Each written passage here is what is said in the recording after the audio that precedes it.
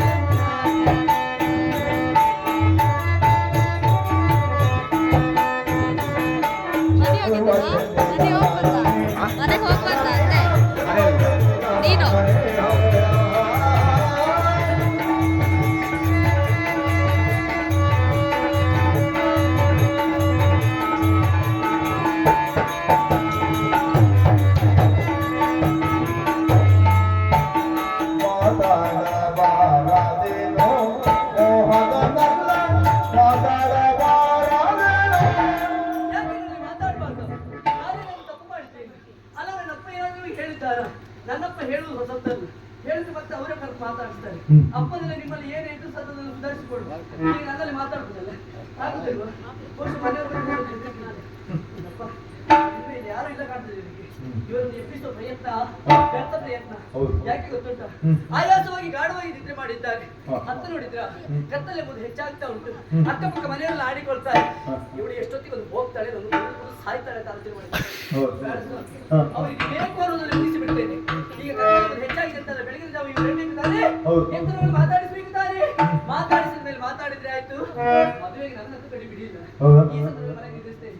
ಆದ್ರೆ ಒಂದು ವಿಚಾರ, ಮಲಗಿ ನಿಲ್ಲಿಸುವ ಮುಂಚಿತವಾಗಿ ನನ್ನ ಅಮ್ಮನಿಂದ ಬಳುವಳಿಯಾಗಿ ಬಂದದ್ದು ಈ ಸರ, ಮುತ್ತಿನ ಸರ. ಈ ಮುತ್ತಿನ ಸರವನ್ನು ಕೊರಳಲ್ಲಿ ಧರಿಸಿಕೊಂಡು ಮಲಗಿದೆ ಅಂತಾದ್ರೆ ಹೊರಳಾಡುವಾಗ ಹಾಳಾಗಿ ಹೋಗ್ತದೆ. ಗಡಿಬಿಡಿ ಹಾಕಿ ಗಂಡು ಬಿಟ್ಟಿಗೆ ಬಂದಿದೆ. ಹಾಗಂತಾದ್ರೆ ಏನ್ ಮಾಡುದು? ಈ ಸರ ಹಾಳಾಗಬಾರ್ದು. ಸರ ಅಂತ ಸ್ವಲ್ಪ ಒಳ್ಳೆ ಸರ ಐತೆ, ರೊಪ್ಪ ಹೋಗಿದೆ, ಎಷ್ಟು ಬಿಟ್ಟರೆ ಒಳ್ಳೆ ಸರ. ಆಮೇಲೆ ಎಲ್ಲಿ ಹಾಕುದಿಲ್ಲ ನೋಡಿ ಸ್ವಾಮಿ. ಅಯ್ಯೋ ದೇವ್ರೆ, ಇದು ಆ ಗಿಳಿಯ ಗುಡ್ಡ ಕಾಣ್ತಾ ಉಂಟಾ? ಪಕ್ಕದಲ್ಲಿ ಗಿಳಿಯ ಗುಡ್ಡ ಒಂದು ಕಾಣ್ತಾ ಉಂಟು. ಆ ಗಿಳಿಯ ಗುಡ್ಡಕ್ಕೆ ಈ ಸರವನ್ನು ಆಯ್ತಲ್ಲ. ಏನ್ ಮಾಡ್ಬೇಕು? ಮನೆಗೆ ನಿಲ್ಲಿಸಬೇಕು. ಮಧ್ಯರಾತ್ರಿ ಅವ್ರು ಎತ್ತರ ಅಂತ ಆದ್ರೆ ಇಬ್ಬರು ಒಟ್ಟಿಗೆ ಕೂತ್ಕೊಂಡು ಎಲ್ಲರೂ ಕೇಳ್ಕೊಂಡು ಬಚ್ಚ ಬಚ್ಚ ಮಾತಾಡ್ಬಿಟ್ಟು ನನ್ನೊಂದು ಎಫ್ಸಿ ಆಯ್ತಾ?